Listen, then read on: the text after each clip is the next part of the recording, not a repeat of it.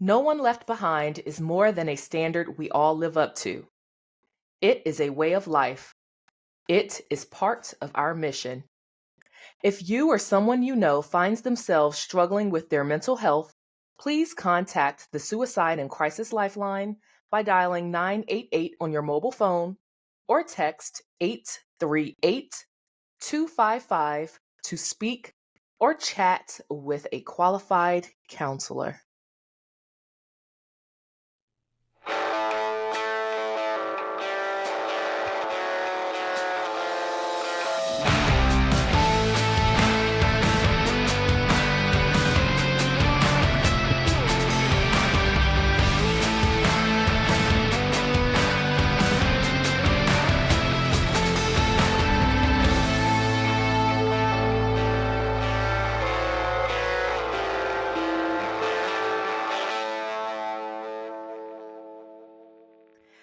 Boots, hello. Hello, Hitch. How are ya? Is it May yet?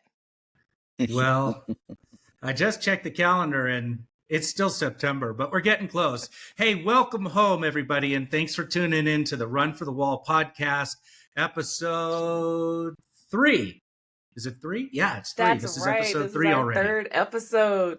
Woohoo! Wow. We're getting into it now, and hopefully we're working out some of the technical issues, and we're kind of starting to relax a little and be able to just get into a groove. So, yeah. Tell us, Hitch, what's it's all about?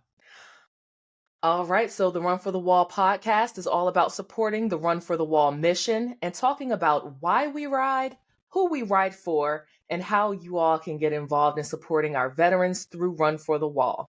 And today, we are joined with none other than, it's Sandbox Route this year, or this upcoming year's route coordinator, Bill Cobb Brailer.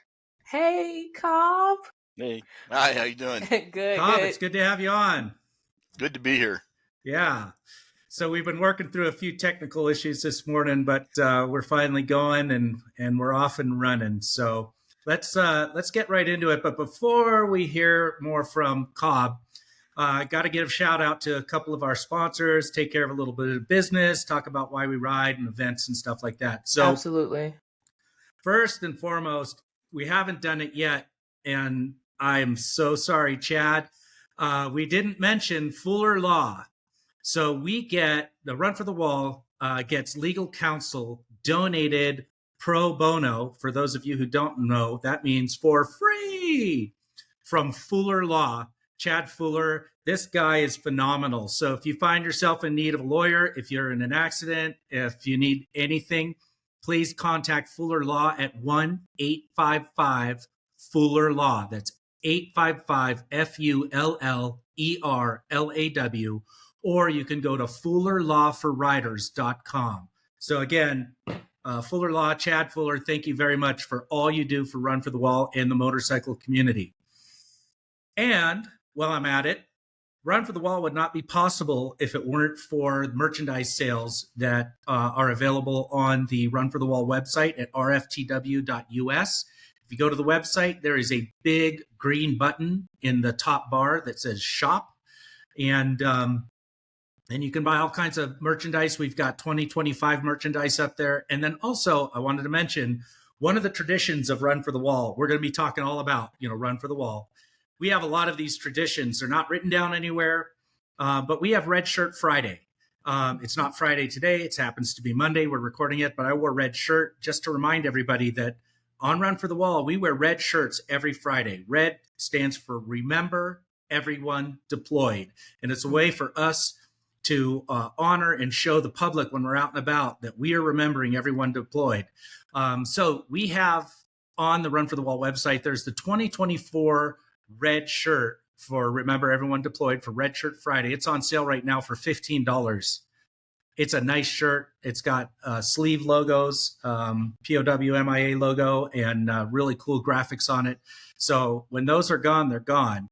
But there's a lot of other cool stuff on the website. So check that out. Boots, I had no idea that that's why we wore red shirts. Like my FNG year, I had no clue. It wasn't a thing. So I feel like I want to change my FNG tip that I did episode 1 to that, like pack a red shirt. I did Oh, not yeah. pack a red shirt, and my mom met us in West Virginia, and she actually had on a red shirt and made her switch with me. You know what's so funny is my FNG year, the first Friday, we were in Angel Fire, Eagle Nest, New Mexico. Okay. And everyone was saying, "Where's your red shirt? Where's your red shirt?" And I didn't understand, because I was brand new to all this. I didn't know. But when we got to Lewisburg on the second, it was the Thursday night before the last day of the run, I went to the Walmart there and I bought a red shirt. I still have it because I didn't want to be caught out a second time without a red shirt. So, I really think that that's information that whoever runs the webpage should put in like the FAQs or something or something. That should be put somewhere.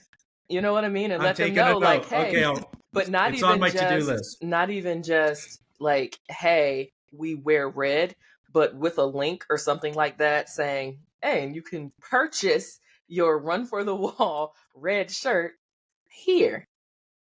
I'm on it. Awesome. But I do want to just take this opportunity to also shout out Turkey, because he's the one who suggested that we add the sponsors section to our podcast. And I think it's really important because 4 routes across, those 14 days, we have a lot of people who donate to us, and we really, it not possible without them. I mean, and if it were, the cost would be on us for a lot of these things, fuel, food, just like. Yeah, let's just talk about fuel and food for a minute. Yeah. When you register for Run for the Wall, right now you can register online at rftw.us. It's $60 for the coast-to-coast routes. And it's, I think, let me look at it, $20 right now. Thanks, for Kyle. Sandbox Route. And you can register for both, $80 to do a coast-to-coast route and then the Sandbox Route. And what you don't understand is almost all of your food and almost all of your fuel is taken care of through the generosity of donors. So most of the fuel stops are paid for, not all of them, but most of them. And almost all of the food, breakfast, lunch, and dinner, is provided through these donations. So we really thank you to all of the donors who make Run for the Wall possible. If it weren't for them, we wouldn't be able to do it. Right. So yeah, that's that. Now we are going to jump into the why we ride. Yes, this is very important. This is the essence of Run for the Wall. It's why it was started. And let's talk about why we ride. So I'm going to share my screen real quick for those of you who are watching on YouTube. And we're going to talk right now about why we ride. This is hard for me. On the morning of June 8th, 1969, the 312th Evacuation Hospital was struck by a salvo of 122 millimeter rockets fired by the Viet Cong. One rocket struck between wards 4A and 4B, killing 2 people and wounding another 27. Among the dead was First Lieutenant Sharon Ann Lane, who died instantly of fragmentation wounds. She was 1 month shy of her 26th birthday. Though one of 8 American military nurses who died while serving in Vietnam, Sharon Lane was the only American nurse killed as a direct result of hostile fire. She was buried with full military honors at Sunset Hills Burial Park in her hometown of Canton, Ohio. For her service, First Lieutenant Sharon Ann Lane was awarded the Purple Heart, the Bronze Star, the National Defense Service Medal, the Vietnam Service Medal, the National Order of Vietnam Medal, and the Vietnamese Gallantry Cross. It is not the worst thing to die in war. It is not the worst thing to be missing in war. The worst thing is to be forgotten in war. Say their names. Never forget. Sharon Ann Lane, thank you for your service and your sacrifice to this great nation. This is why we ride. Thank you, Boots, for sharing that. And Cobb, I know that your route actually goes through her hometown, not necessarily where she's laid to rest, but The home state. home state, not home, yeah, her home state, but not necessarily her hometown. So, remember her as you're going through. And one of the things that I noticed as we were finding the bios, she and I are birthday twins, July 7th. I forgot to mention that. Yeah, we're birthday twins. So, all right, Run for the Wall news and events. As Boots already mentioned, registration is live. Registration is live for $60 coast to coast. You can get registered. Is it the same if you do a participant just part of a route? It's the 60? No, right now we don't have the day rider. Like if you want to do a 1 or 2 days, because it's the same price basically as going the full way for early bird registration. Okay. So yeah, I mean, you might as well register now because Right. it's only 60 for the coast to coast and 20 for Sandbox, but it's going to go up. Yeah, it's going to go up on February 1st. And then it's going to go up again after May 1st. So now's a great time to register. It also helps us with planning. So awesome. Get on it. Speaking of planning, Boots, one of the things that I wanted us to discuss a little bit in reference to registration being live is that there are still vacancies for volunteer positions on the run. Can you, website guru, tell people where to go to? Yeah. So if you're interested in volunteering for Run for the Wall, if you want to be part of like the route leadership, or like, I think most of the platoons are set, but there's always something to do, like fuel team or staging team, leadership support. But go to the Run for the Wall website, and it's on each of the route hubs. You'll see a volunteer sign up. There's a little heart, and it says volunteer sign up. Fill out that volunteer sign up form. And once you click on that page, it tells you about all the different positions that are available.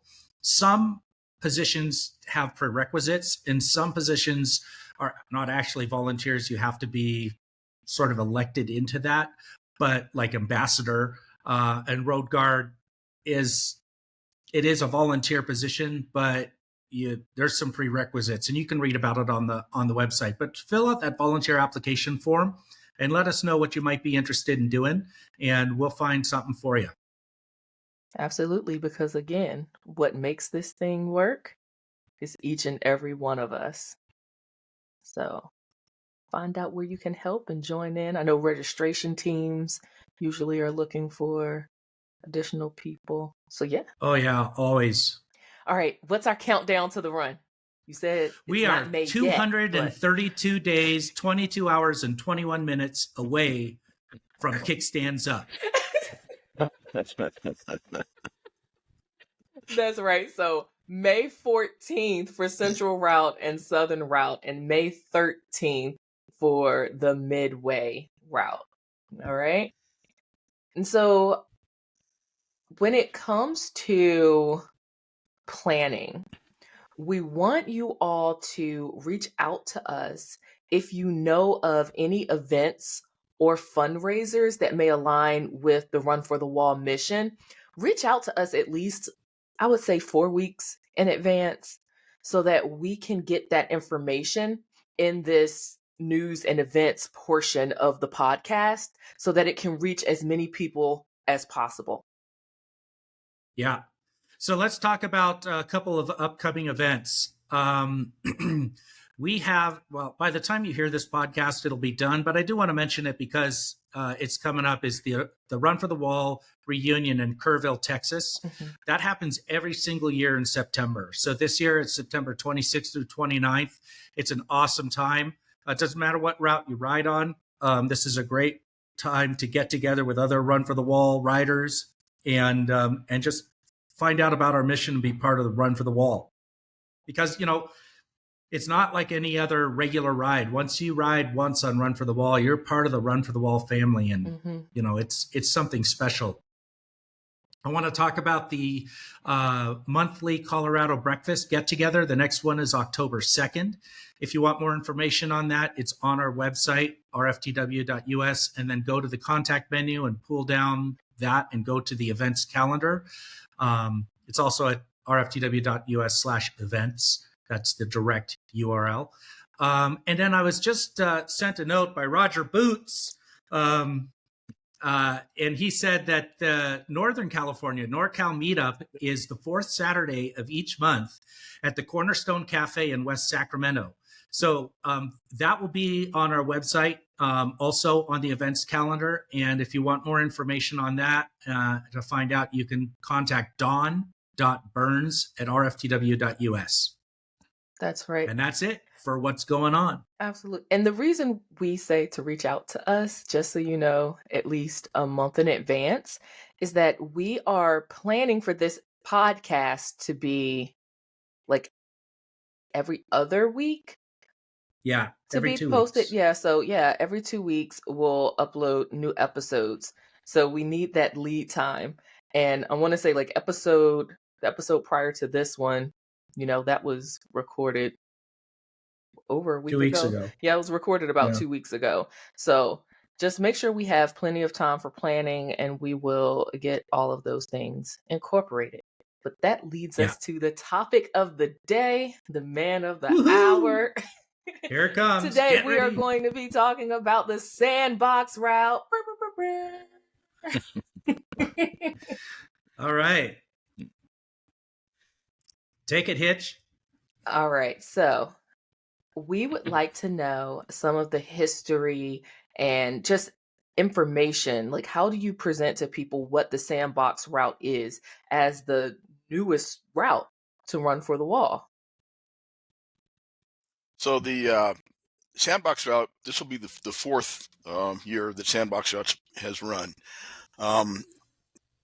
The reason it came about, two people, Mary Pittman and Maurice Miller Sr., got together, and people started realizing Run for the Wall has been going on for a long time. This will be the 35th running for Run for the Wall. Yes. And it started out mostly due to the Vietnam veterans. And a lot of us Vietnam veterans, I'm not a veteran of Vietnam, but of the era, we're getting older. Mhm. And Run for the Wall is very important, and nobody wants to see it die out or go away. It really needs to keep going. It's a message that continues to have great meaning. So they decided one of the ways to do this is figure out how to get more people and younger people on the run. A lot of us that do the run, 10 days across country, and almost 3,000 miles, and then getting home, you got to take a lot of time off work if you're still working, and that's pretty tough. Yeah. So they came up with the concept of Sandbox. Sandbox represents the military folks that have made their sacrifice and have given their lives for our country, and since Vietnam. And most of those conflicts take place in a desert region in the sand, and so that's where they came up with the name Sandbox. And Sandbox is only 3 days long. It leaves DC right after the 3 cross-country routes finish. We leave on Sunday, the day before Memorial Day, and we ride to Marseilles, Illinois. And in Marseilles, there's a Middle East Conflicts Wall Memorial that was built by some motorcycle riders called Freedom Riders. That wall was no government funding. It was all volunteer. The land was donated. The materials are donated. And it represents all the people and has the names of those folks that have died in conflict since Vietnam. Wow. And because it's a shorter run and it's over the holiday period, the 3 days over, and it starts off on Sunday, Memorial Day, so it's really only one day that's not part of the holiday. It makes it easier for younger folks that are still working, that still have to make a living and whatnot, to be part of the Run for the Wall. And the hope is that eventually those people will, when they can afford to or can take the time off, will then join the major routes or the longer routes cross country. So I that's what wanted to add Sandbox is all there. about. Yeah, I wanted to add there that the grounds there in Marseilles are absolutely gorgeous. It's a beautiful place. It's a special place. There's a river that runs right behind the memorial wall, and when you're standing there reading those names, you just get a really peaceful feeling about just the whole setting there. It's really, really well done. So that's kind of what how the concept came about, and why we do Sandbox now. And it's an amazing mission. And what are some Yeah. of the stops going across? So we stop at VFW in Pennsylvania as we're going through for lunch, and then the next stop after that is Flight 93. And Flight 93 Memorial is so grabbing. It just grips you. It's the things that went on there. I talk about it in my video. But what happened that day on 9/11 was that was the fourth plane to be hijacked, United Flight 93. And because of it was delayed taking off, and then the hijackers, the terrorists, waited about 46 minutes more before attempting to take over the airplane. By then, the passengers on their cell phones and whatnot had heard about the other three planes crashing into the towers in the Pentagon, and they made an effort to they all got together and they decided they were going to do anything they could to regain control of the plane, not let the hijackers complete their mission. And because of that, with the struggle that went on in the cockpit and everything else, they weren't able to regain control of the plane, but it ended up crash landing in a field near Storybrooke of Pennsylvania, about 65 miles southeast of Pittsburgh. And everybody on board died.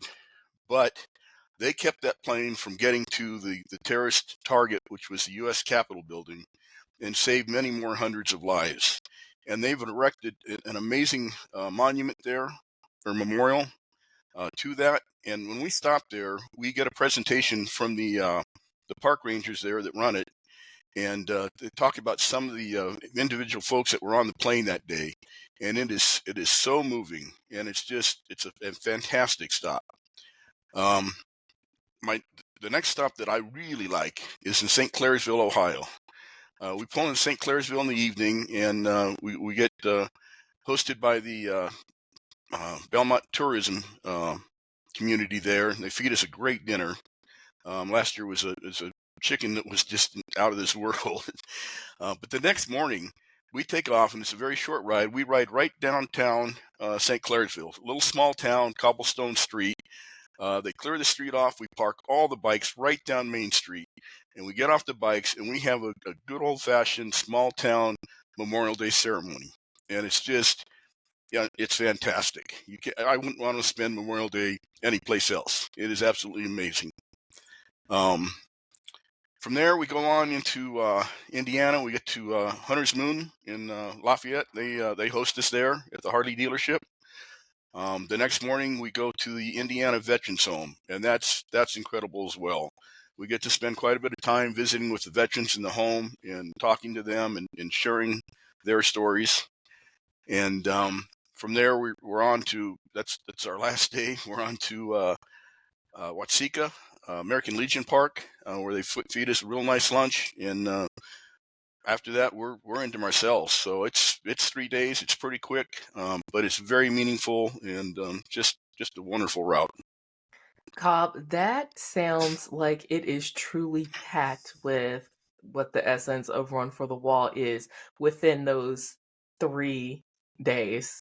Yeah, it goes fast too, and it's a fun route. It's really great. The stop at Hunter's Moon, and the spread they put out for us last year was amazing. They were out there smoking brisket, and the portions were huge. I had some damage on my bike as a result of the hailstorm on the Central Route last year that I didn't realize until later. Actually, that night when we were in Indiana, and I walked over to Hunter's Moon Harley Davidson after hours, they opened up the shop and they got me the parts I needed. So I wanted to kind of give a shout out to those guys. So yeah, that's great. It's Sunday of Memorial Day weekend, and Yeah. they open up for us and take care I of us. know. Yeah. Crazy. And that's the kind of support that we get on Run for the Wall. And they support all the riders. It's really awesome. So, Bill, I wanted to ask you, why do you ride, or who do you ride for? So I served the submarine service in the Navy, and there's one of the people I served with when I was on the USS Bremerton in Hawaii, Richard Crombie. He was my leading first class on the sub, and he got out of the Navy. We departed. Didn't hear from him for many, many, many years. We weren't close, but we worked together. Well, it turns out he ended up living in Reno, about 30 miles away from me. And I found out about 4 years ago that he had a son, David Crombie, who was in the Army. And David was a Army medic. And he was over in Iraq, and his vehicle hit an IED, and David lost his life at the age of 19. Mm. And so I ride for Rich's son, David. They built a nursing school in Boulder, Nevada. It's part of the VA complex down there, and it's been named after David. It's a David Crombie nursing school, and that it's not a full nursing school, but it's a basic, like a starting school. That's open to anybody, for no charge. Any veterans, family members. It's an amazing thing. My first beautiful. year, it's pretty neat. I got to visit David's gravesite in Arlington, and then later that week, I went and etched his name on the wall in Marcel's and brought that back for his dad. Okay. Nice. So I want to back up a little bit. How/when were you initially introduced to Run for the Wall? Probably Bob Nelson, Captain America. Okay. Been with Run for the Wall for a very long time, Southern Route. I live about 30 miles from him, and he and his wife, Diane Confetti, have been doing the run for a very long time. Bob was the route coordinator in Southern about 3 years ago. And so we talked about it. He didn't push real hard, but I'd heard about it. And I thought about it. And anyway, so everybody talks about their FNG year on Run for the Wall. So I tell everyone my FNG year was 2020, 2021, and 2022. Sounds about unfortunately, right. Unfortunately, with COVID in 20 and 21, the run got canceled those 2 years. Mm-hmm. I got really good at making and then canceling hotel reservations. Yeah, we all did. Yeah, right. But so that 22 was my first actual year on the run. Okay. And what routes have you done since that time? So Captain America was Southern Route RC. Okay. My first year, and I rode Midway. He wasn't real happy with me. Uh-oh. But I had another good friend who was first platoon leader on Midway, and I'd looked at all the routes and everything. I decided I wanted to try Midway, so I rode Midway that year. And about 2 weeks before the run, Michael Doc Vaughn, the person I'm talking about, who was the route court or the platoon leader, he gives me a call, and he says, "Hey Cobb," he says, "would you like to be my tail gunner?" And I said, "Doc," I said, "I'm an FNG." I said, "FNGs aren't supposed to be in leadership." And he says, "Well, I just last minute I lost my tail gunner, had an accident." He said, I need you to be a tail gunner." I said, "Okay, what do I got to do?" He says, "Well, you've got 2 weeks to get a CB on your motorcycle." And I'm like, "Okay, I'll see what I can do." And unfortunately, I didn't have the time to get the parts to put the actual Harley CB on the bike, but I did find a handheld that worked, and I rode as a tail gunner first platoon on Midway, and I fell in love with Midway. I think so most did people, you do Southern Route? Nope, No, I so never did. And Wow. yeah, I know. Wow. But I did. Wow. I did have Captain America flip my FNG badge at the wall. Oh, so good. That was, and we're still friends. But yeah, so. But see, this is a great example, though, that, so Bob Nelson, Captain America, he was back that was 2021. He was the RC for Southern Route. Right. But just like I had said in a previous episode, I want to do all the routes. Mhm. Last year, Captain America did the Central Route just to see what it was all about. So, it's not just about sticking on one route. It's Mhm. about, let's find out what all the routes have to offer.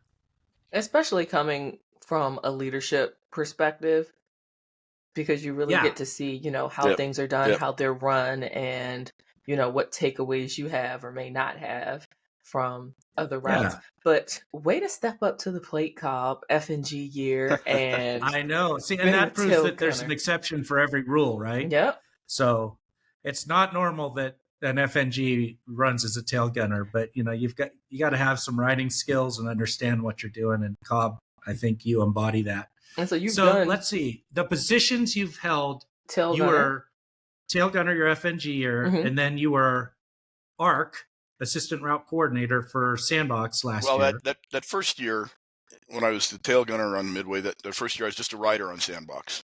Oh, Okay. okay. Yeah.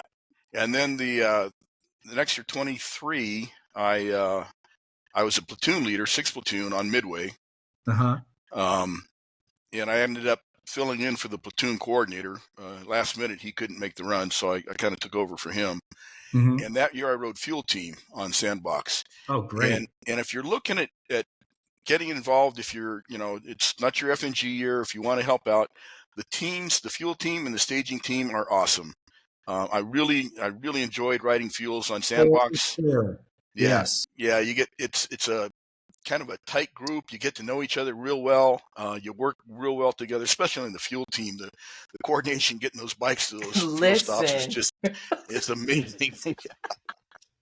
Yeah. And remember, to the rest of the riders out there, the people who are in leadership, like the fuel team and the staging team gets up before anybody, and they get out there, and it's cold in the morning, and they're out there staging bikes. So thank you to all the staging team with smiles. So remember, say hi to the stagers, thank them for what they do, and the fuel team. It's a lot of work, and it's fast and furious on the fuel team. I can tell you that. I mean, so Cobb, we fuel. Go ahead. Go ahead. Oh, Cobb, I have a question, like moment of truth. 2025, aside from Sandbox, what route are you riding? Oh, good one. Aside from Sandbox, I'm riding Midway. What are you going to do on Midway? All right, so I'm going to be a Riggit on Midway this year. All right, you're going to get a red hat. So Riggit is a road guard in training. Everybody's first year as a road guard. You're in training for a while until you figure out how it all works. I mean, when you're riding on the run, you see the road guards and you see the amazing, incredible things they do, the way they ride, how they take care of the pack and protect everybody. So your first year, there's a bunch of training. In fact, this Saturday, I have to go to an advanced motorcycle class. That's Are part you of the doing the requirement. ride like a pro? And no, it's local here in it's Western Nevada College, but it's an MSF based course. Oh, great! Yeah, great course. Yeah, that's actually part of the next question. Okay.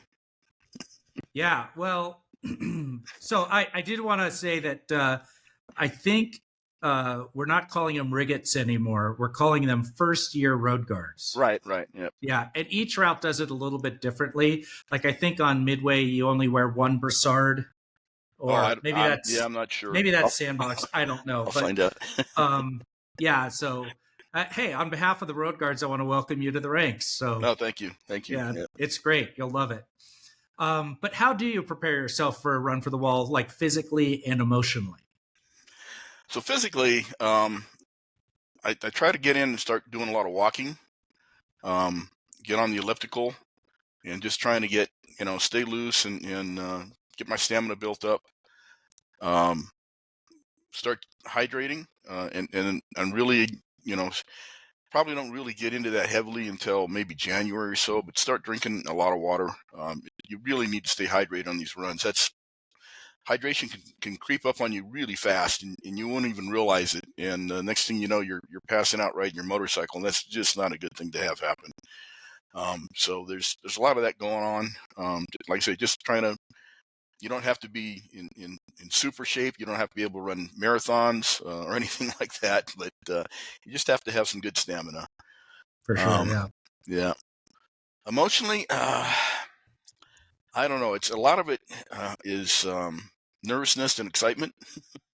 um, I usually try to go through and find a bio of somebody that is meaningful to me, or I reach out to the folks in the community. I belong to a number of other groups, and a couple of years ago, I belonged to a submarine veteran organization, and one of the members of that organization had a cousin that was killed in Vietnam, and he didn't know much about him, but I got his name.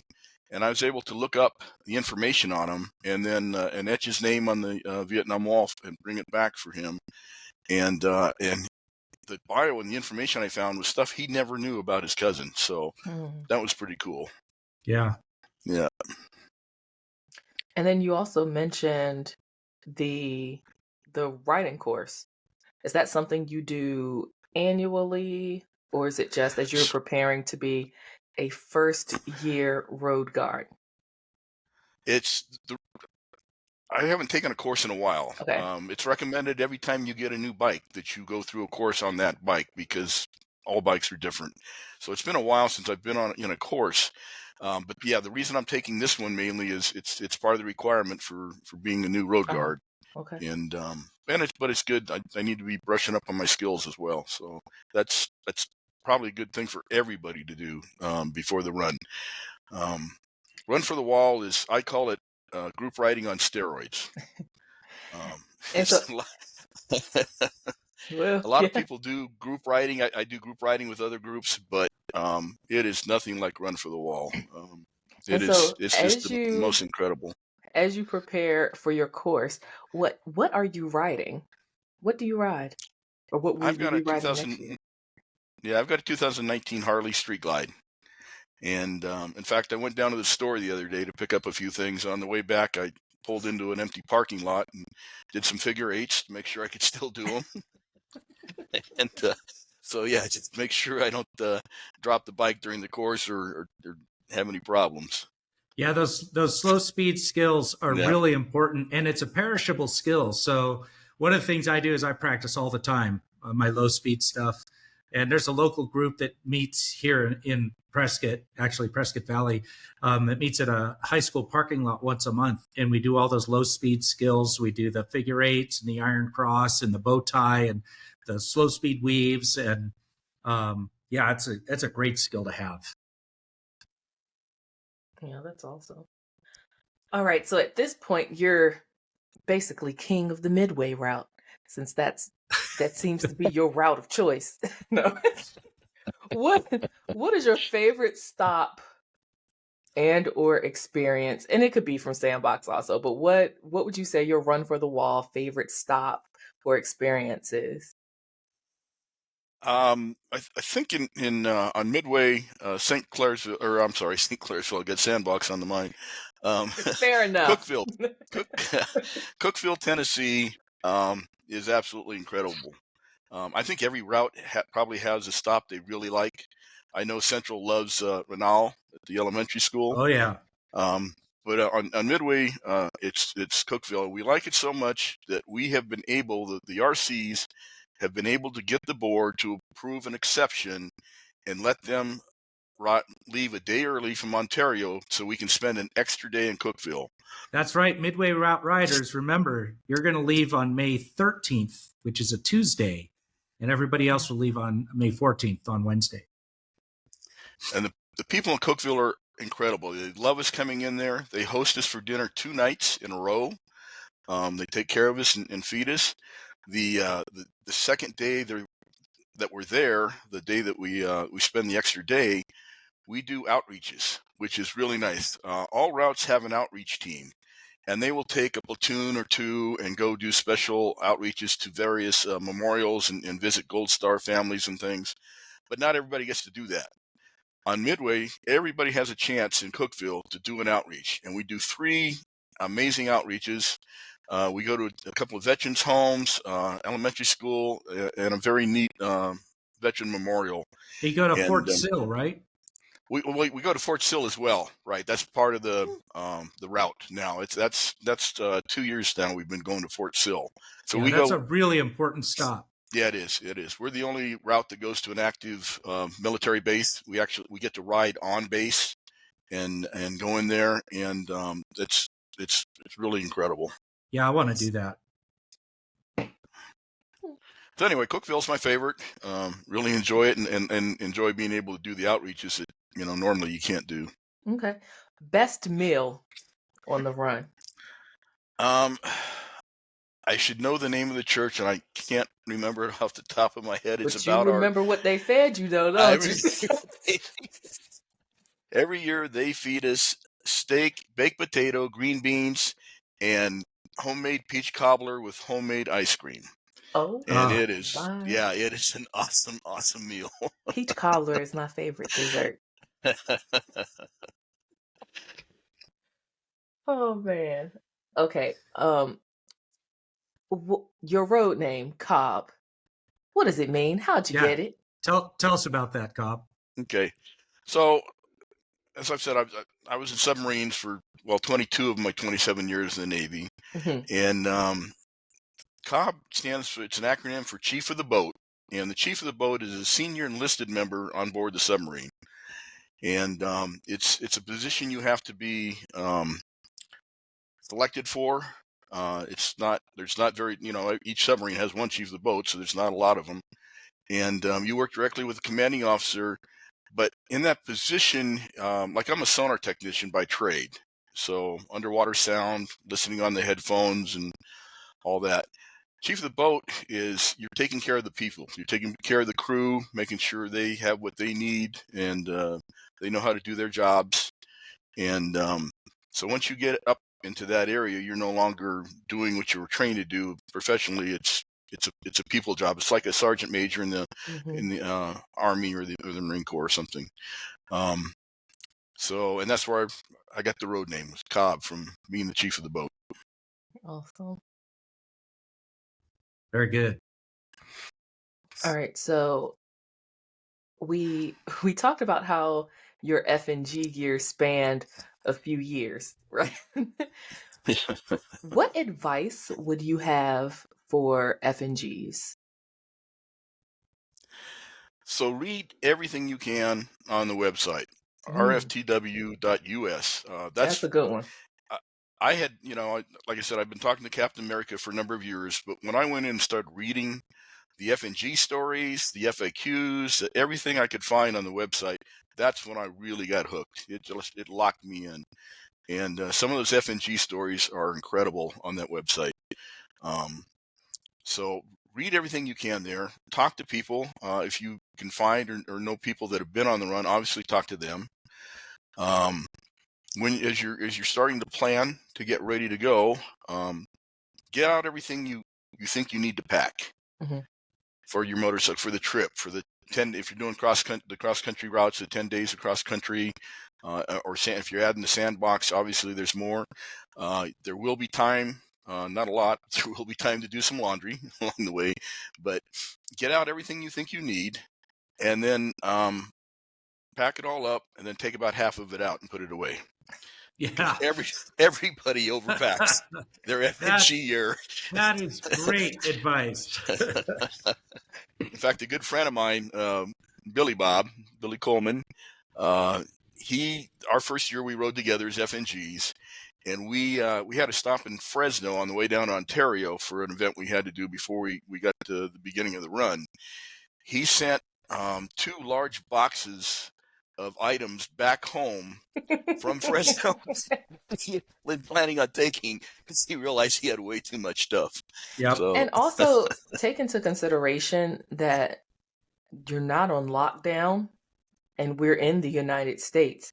If there's something you forgot or something you need, you can tap out of the pack to take care of what you need to take care of. Every evening when we stop, you can find a store. Sometimes we're near Walmarts and those types of things. You have time and the ability to grab what you need. And also, you're making friends. Your new friends may have what you need. So, right. yeah, that's a good one. But you left out listening to the podcast and writing in with Oh, questions. that's right. And That's new to me.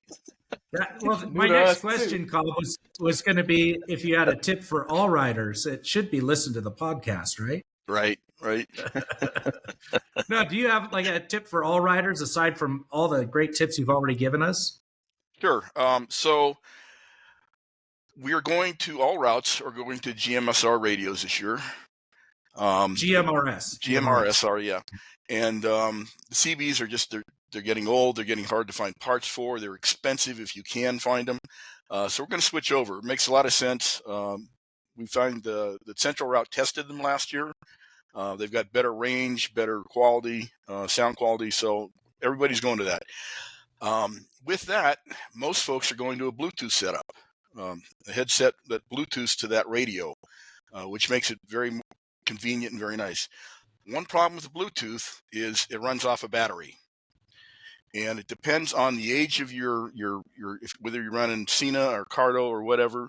I found that I had an old Cena, and my battery life just got to the point where it wouldn't last more than a couple hours, and it has to be recharged. So one of my tips is Tech tips with Cobb. Oh, yeah.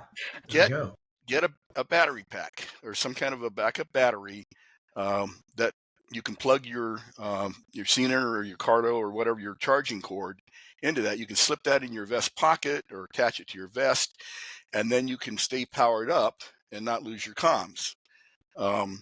I've gone one step farther, and I don't actually recommend this to other people unless they really want to, but I took an old beer koozie and modified it to fit on my helmet, Mm-hmm. and I take this battery, maybe,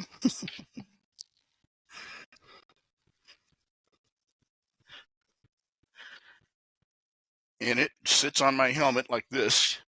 Oh. And then I actually have the cord that goes over to my Cena connection. Nice. So I've got it right there, and I've got comms for all day long. Fantastic. One other thing on that line, most hotel rooms, some of the new ones nowadays are getting USB ports on like the lamps and things like that, but not not all of them. So I carry this. Let me get it over here. So I can plug this in at the hotel room. It only needs one cord. Mm-hmm. And I've got 3 USB, the regular, the A, I guess they call them, Correct. and then 3 C's on it. And so I can charge my phone, my headset, my laptop, or my notebook, or whatever I've got, and keep everything charged up every day. Oh, that's great. I love it. Very good. Thanks for sharing those tips, Cobb. Sure. Yeah. I mean, our next segment is actually Tech Tips with Ted. I mean, Tips with Ted. Do you still feel the need to do you want to save this one for next episode, or do you still want to get into it this episode? Oh, no. I want to take Tech Tips with Ted today. Wow, that's alliteration. I know. I love it. Yes. So Cobb had mentioned earlier when we were talking, he talked about hydration. Mm-hmm. And the question was, how does he prepare physically? And so I wanted to talk a little bit about hydration because it's a very serious issue. And like Cobb had mentioned, when you become dehydrated on a motorcycle, it is a bad situation.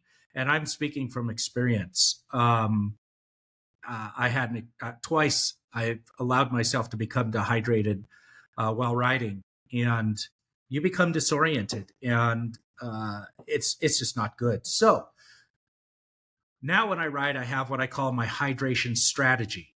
So I plan my hydration also around bathroom stops, but I would rather tap out of a pack and take care of the bathroom stop and catch back up to the pack than risk becoming dehydrated. And because I had such a severe experience personally, I did some research to understand how to hydrate. So I want to pass this along to our riders. It's not just drinking water. If you if you drink water and don't have electrolytes, you run the risk of depleting your body of the sodium, and your body needs that sodium because the medical term for it is actually hyponatremia.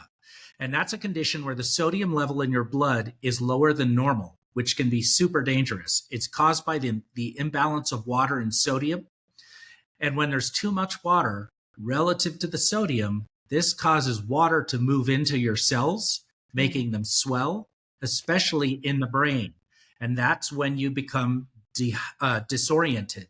So it's really, really important that when you have water, I carry one of these hydro flasks, and in it, I'll use a variety of different things. I don't just fill it with water. We have hydration trucks that follow all of the routes. So water is always available, but they also have on the hydration trucks the different electrolyte drinks like the Gatorade and whatever it is. There's a lot of different drinks. But I carry these little packets. These were given to me by the medical team on the Central Route, and they're very good to add to your water, and they make it taste better. I also use these little tablets that you can carry. It's like a Alka-Seltzer tablet, but you drop that into your water, and that helps keep the sodium balance in your blood. And then sip. Drink when you're thirsty, drink when you're not thirsty, drink in between, but make sure you're keeping yourself hydrated because that will keep you sharp on the bike and you'll be able to ride all day long and not have a problem. That is your tech tip with Ted. Thank you. All right, so that brings us to the portion of the podcast that we read your listener letters. And again, thank you all so much for engaging with us. It's my favorite thing to know that we're actually reaching people and that you all are happy with the product that we're putting forward and how we're representing Run for the Wall, and that you have feedbacks, suggestions, and just positive notes. So I'll take the first one and you can do the second one, Boots? Yeah. Sound good? Okay. Sure. So our first letter. Hi, Boots and Hitch. You are both doing an amazing job. Your smiles light up the screen. I watched Pod 0 and Pod 1. They are so informative and enjoyable to watch. I have enjoyed each podcast and learned so much. You're never too old to learn. Thank you so much for what you are both doing. Looking forward to the next Run for the Wall pod. My FNG year was 2014. I rode with Gold Star mother Diane Layfield, mother of Travis Layfield, KIA, 2004, and Sergeant Major Doug Levere. I, like Boots, didn't really realize what I was getting myself into. I rode in cage for 2 days with Diane. Then Flame came up to me and said, I heard you want to ride. Of course, I said yes. I then proceed to ride on the back of Chicken Joe's bike. Assistance platoon was Captain America, Bob Nelson. I received my road name at the Vietnam Wall after the run from Chicken Joe. My road name is not lost. I rode 2019, 2022, 2024.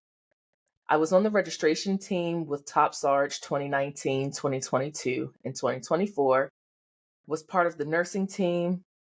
More of my story later. I ride for many reasons. I'm sorry.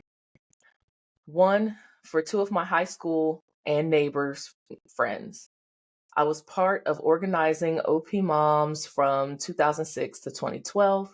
We lost Kenneth Ballard, Travis Layfield, James Basley, and one killed on leave by a drunk driver, Andrew Sylvia. I ride for all Gold Star families. Is it May yet? All the way. Thank you again. Nancy Mitchell, not lost. Thank you, Nancy.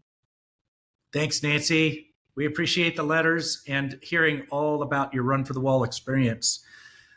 We got another one here that I'm going to read. I'm going to do my best here. And this one is from Ben Stitch Noyce. Good morning. I just finished listening to episode 1, and I must say that I was waiting for it to come out since watching the teaser last week. Excellent information all around. My daughter and I were FNGs this past year on Midway Route, and everything you both talked about hit home and right on the money. Just like everyone, whether they know it or not, may can have their own stories about their rides. I'm currently writing about our experience in what was supposed to be a short recap has taken on a life of its own and more like a novel now. I heard you quickly mention the TikTok, and it piqued my interest. This past ride, we were gearing up to record as much as we could during the ride and post it on our YouTube channel, Ventures with a Veteran. We ended up not simply